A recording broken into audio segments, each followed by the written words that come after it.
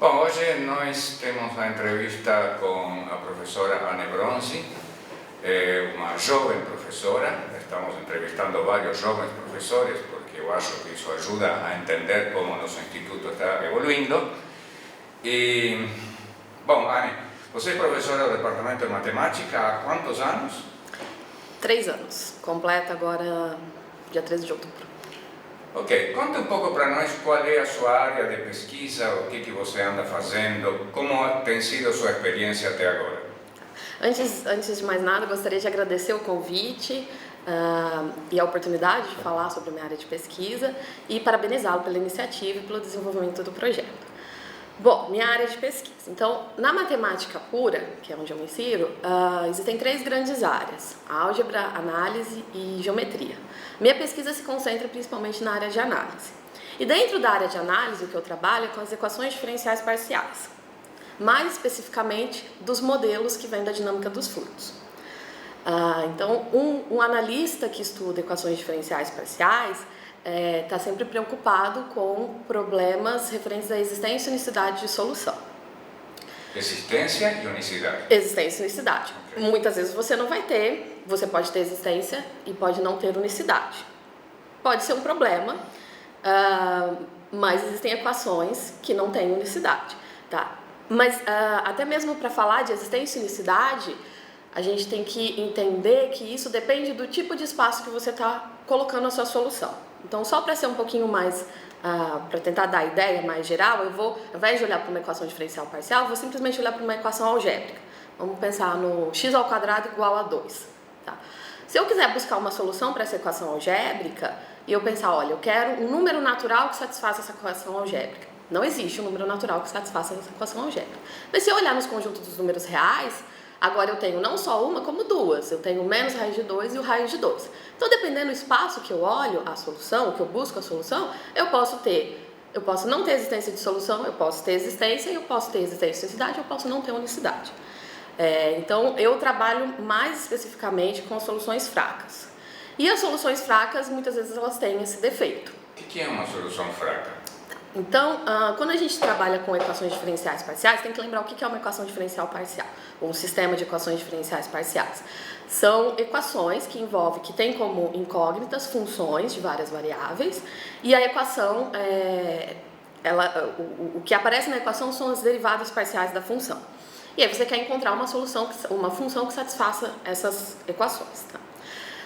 Então, assim, em geral, para você poder falar que a sua função satisfaz aquela equação diferencial parcial, pelo menos você quer que a sua função tenha aquele número de derivadas. Então, se eu estou numa equação diferencial parcial que envolve uma derivada no tempo e 2 derivadas no espaço, é muito natural pedir que a sua solução tenha esse grau de regularidade. Mas, muitas vezes a gente quer enfraquecer isso, e aí a gente consegue dar uma outra noção de solução, que no fundo é como olhar num outro espaço de funções, que você não precisa ter isso. Então, uma solução fraca, ela generaliza ou ela relaxa a noção de solução. Então, eu consigo dar uma noção de solução, mesmo que a função não tenha a regularidade necessária para satisfazer a equação pontualmente. E o interessante disso é que uma solução que é clássica, no sentido de que tem todas as derivadas necessárias, ela sempre é uma solução fraca. Então, a gente não está perdendo nada em olhar para a solução fraca. E quando a gente olha para a solução fraca, a gente inclui um número maior de funções que podem satisfazer a equação e é mais fácil, por exemplo, conseguir existência de solução. Mas aí, por outro lado, você pode ter não unicidade. Agora, quando a gente pensa... Você trabalha com as equações Navier-Stokes, né? Uhum. E essas equações são da dinâmica de fluidos, enfim, e quando você fala de existência e unicidade, a gente pensa inevitavelmente no mundo físico. Uhum. E se pergunta, bom, tudo bem, mas e o que acontece no mundo físico? Porque você diz que uma solução, uma equação não tem unicidade, mas qual é a solução física? Então, aí talvez até exista um certo... É uma pergunta ingênua a mim. Tá? Não, mas porque aí tudo depende qual... Na verdade, a pergunta acho que tem que ser... ou a resposta é um pouco na direção de qual espaço de funções representa a física do problema. Então, por exemplo, fisicamente a gente sabe que há conservação de energia. Então eu vou querer olhar no espaço que haja conservação de energia. Talvez se eu olhar no espaço em que não tenha conservação de energia, a minha solução não faça sentido, não tenha sentido físico. Talvez esse seja o defeito. E aí por isso que talvez eu tenha, por exemplo, não existência de solução, muitas vezes não unicidade. Agora, a existência e unicidade das equações de Navier-Stokes, teoricamente falando, ainda é um problema aberto, não? Ainda é um problema em aberto. Na verdade, você tem, para as equações de Navier-Stokes em 3 dimensões, para a solução fraca, especificamente, você tem existência global de solução, mas você não sabe a unicidade. E para a solução suave, você tem existência de solução suave em tempo finito. Você tem dado uma solução suave, você sabe que existe um tempo muito pequeno em que sua solução continua dentro desse espaço, mas globalmente não tem uma resposta. E o que está acontecendo a respeito? Há a chance de que em algum momento um pesquisador brasileiro encontre a solução e ganhe uma nova medalha Fields? Bom, assim, existem várias pessoas trabalhando na área, né, na área geral, talvez não especificamente, a gente não senta todo dia e tenta provar o problema do milhão, né, o problema das equações de Navier-Stokes, mas um grupo grande trabalhando em problemas relacionados, e porque é assim que a matemática se desenvolve, né, é um problema muito difícil, muito complexo, não é à toa que quem resolveu vai ganhar $1 milhão, mas se fosse um problema fácil já teria sido resolvido, então a gente sempre busca trabalhar com ali no entorno do problema, porque muitas vezes a gente tem que buscar ideias de outras áreas, porque a gente tem que inovar para conseguir resolver o problema. Então, é muito difícil prever se em algum momento isso vai ser resolvido, quando vai ser resolvido, mas tem muita gente trabalhando para isso. Agora, por outro lado, você trabalha em soluções estatísticas dessas equações.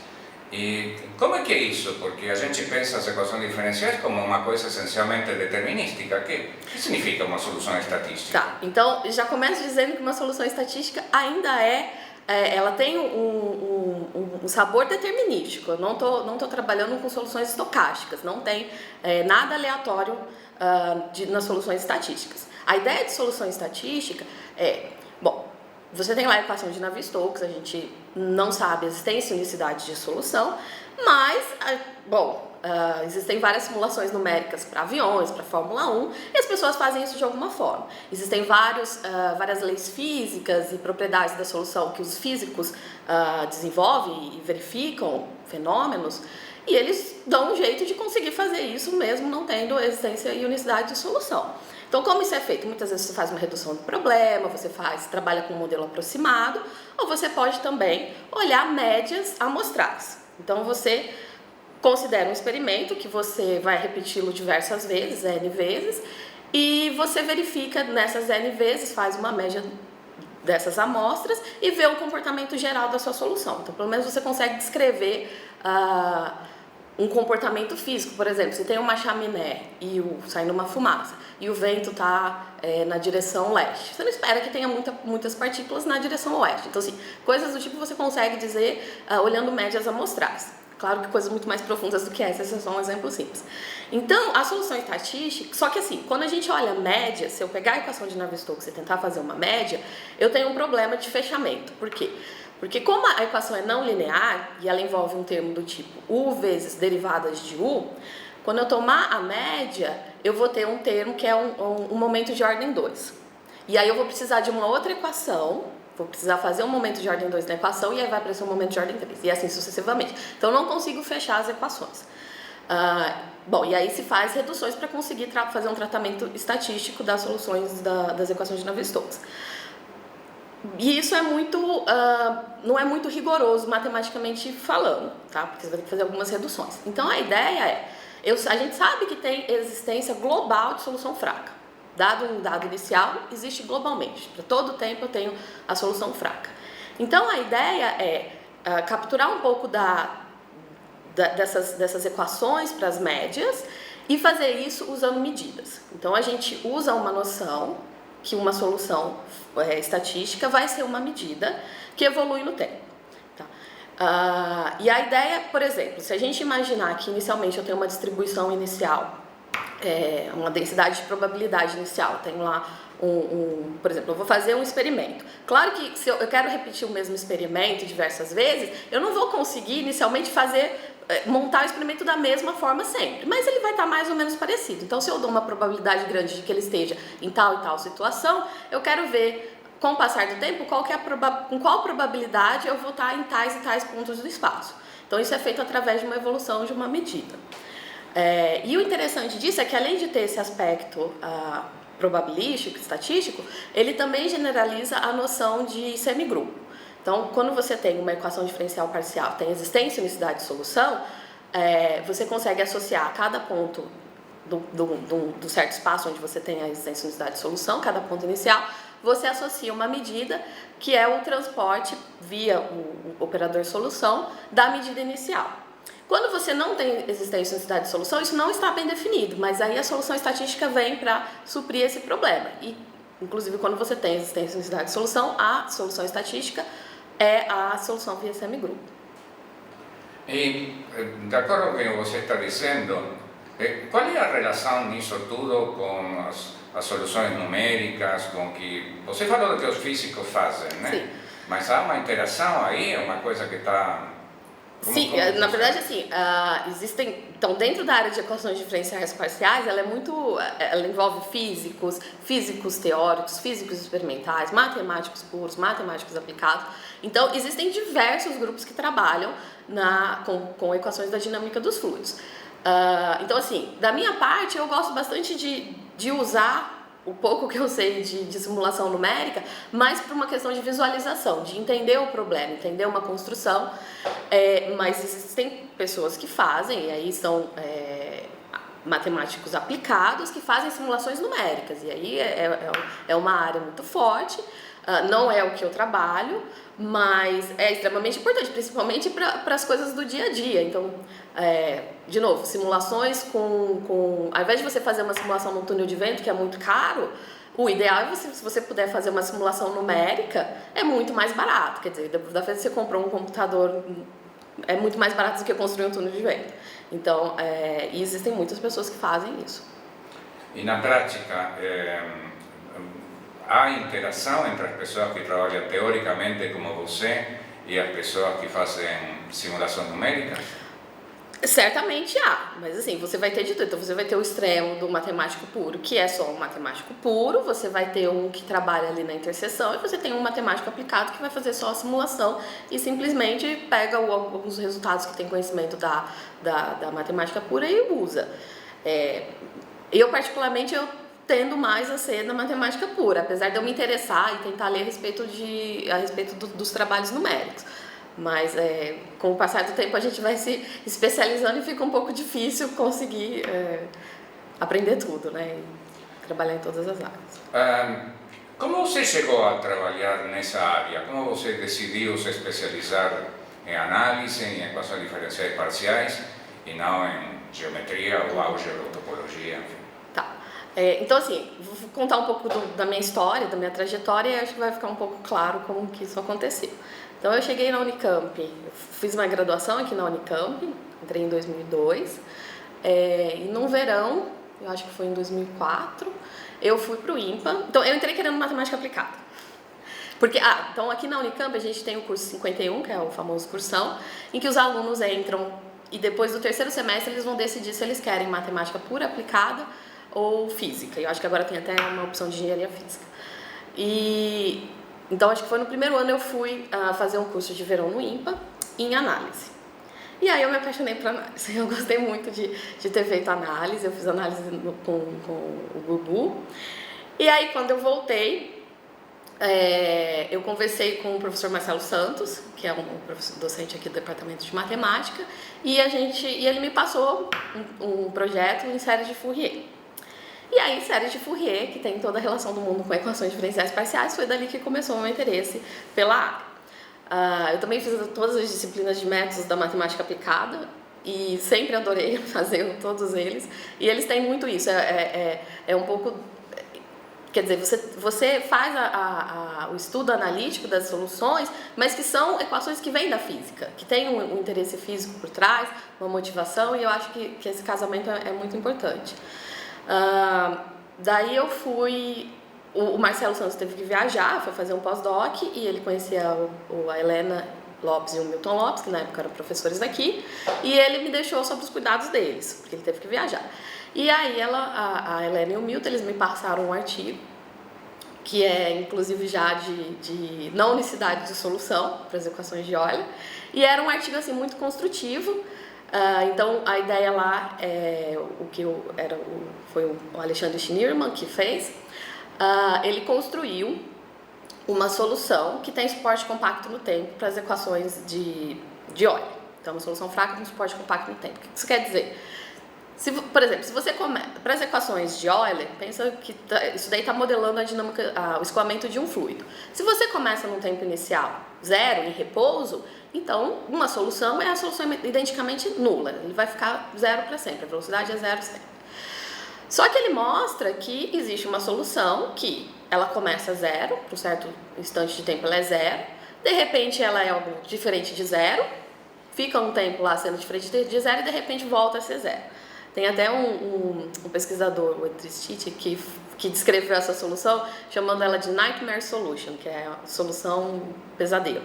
Fica identicamente zero? Fica identicamente zero. Então assim, você pensa assim, você foi lá dormir, colocou o seu copinho de água no criado mudo, tá lá em repouso, bonitinho, você dorme, de repente no meio da noite você olha pro copo e a água tá lá se movimentando loucamente. E aí você tá dormindo, acorda de manhã, olha e a água está em repouso. Você pensa que só pode ter sido um pesadelo, porque obviamente a água não vai se movimentar sem uma força externa.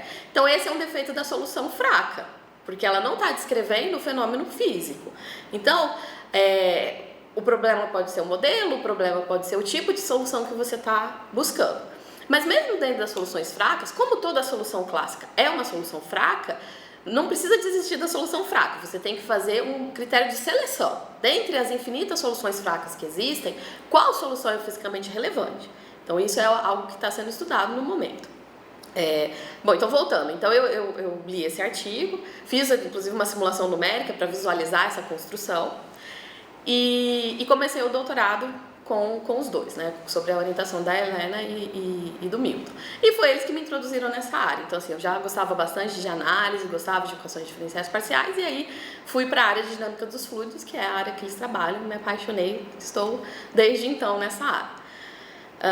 Depois disso, quando eu terminei meu doutorado aqui na Unicamp, eu fui fazer um pós-doutorado na Universidade Federal do Rio de Janeiro, sob a supervisão do Ricardo Rosa, que também é o meu colaborador até hoje, que foi lá que eu aprendi sobre soluções estatísticas e lá que a gente iniciou o nosso projeto, que é desenvolvido junto com uma aluna que na época era aluna de doutorado dele, que é a Cecília Mundeni, mas agora já até é pós-doc, está no exterior, e a gente continua trabalhando nesses problemas. Depois ainda passei mais um ano na Universidade de Illinois em Chicago, trabalhando de novo com soluções para as equações de Euler, sobre a supervisão do Roman Shvitskoy. E passei mais um ano depois em Brasília, na Universidade de Brasília, e foi quando eu fiz o concurso aqui para a Unicamp e voltei em 2014, agora como docente. Você já chegou a ter algum aluno de mestrado, doutorado, ou iniciação científica? Então, eu comecei, o ano passado eu comecei com um aluno de iniciação científica, inclusive já está terminando o projeto dele, a gente já vai fazer um novo pedido, porque ele gostou bastante de estudar.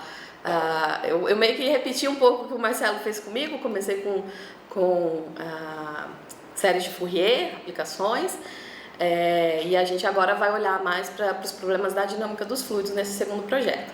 E eu tenho uma aluna, que também iniciou esse ano, de iniciação científica, que a gente está trabalhando agora com uma outra coisa um pouco mais voltada para análise funcional.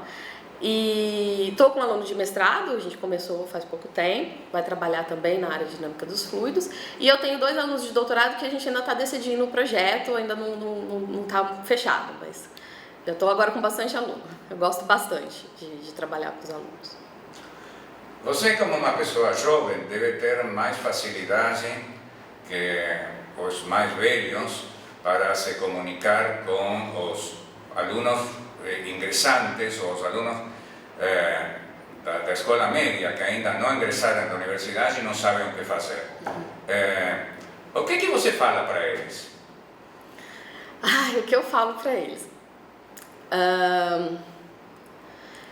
Assim, é um momento complicado, não vou mentir. Quando você está lá no ensino médio, você quer decidir o que você quer fazer, é algo assim, é quase como se fosse, olha, eu tenho que decidir o que eu vou fazer pro resto da vida. Mas tem que tomar cuidado porque não é bem assim, né? Sempre você pode mudar a sua opção, mas é importante você entender, um autoconhecimento de você saber aquilo que você tem interesse. E eu acho que na juventude hoje em dia os jovens têm interesse em diversas coisas, porque eles têm acesso a diversos, a muita informação. Então, assim, entender um pouco aquilo que mais motiva o aluno, eu acho que isso é importante. É claro que eu gostaria que muita gente viesse fazer, principalmente matemática. E eu acho que a Unicamp, pelo menos ela sai na vantagem por ter o curso 51. Porque é muito difícil em geral você pode até saber se você gosta mais da área de exatas, da área de humanas, da área de biológicas. Mas é muito difícil você saber dentro dessa área qual profissão você vai querer seguir ou qual curso que você quer escolher. Mas no curso 51, pelo menos entre matemática aplicada e física, você pode deixar para escolher um pouquinho mais para frente. Eu acho que isso ajuda bastante. E você ter interação com os professores, conversar com outras pessoas, eu acho que isso ajuda bastante, até para você entender o que se faz.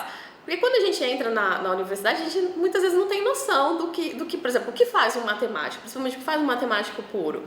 É muito difícil de alguém entrar já sabendo o que é feito, né?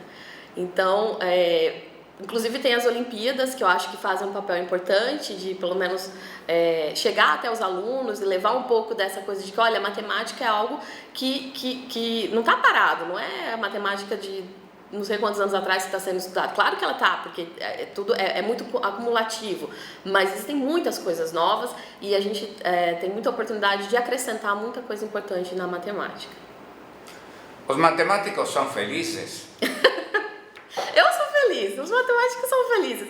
Assim, é claro que em toda profissão a gente tem que entender que tem os momentos de frustração. Quando você está lá sentado tentando resolver um problema e o problema não sai, você fica muito frustrado. Mas depois, dali uns dias, você vai trabalhando. Muitas vezes, eu acho que isso é importante, você tentar trabalhar em problemas diferentes ao mesmo tempo. Porque você cansou de um, não consigo, vai para o outro. E às vezes até vem uma ideia de um outro problema que você está trabalhando. E aí quando vem aquela luz, aquela ideia, e você consegue desenvolver, aí é um momento de felicidade muito grande. Então, somos felizes, claro. Ok, obrigado, Anne.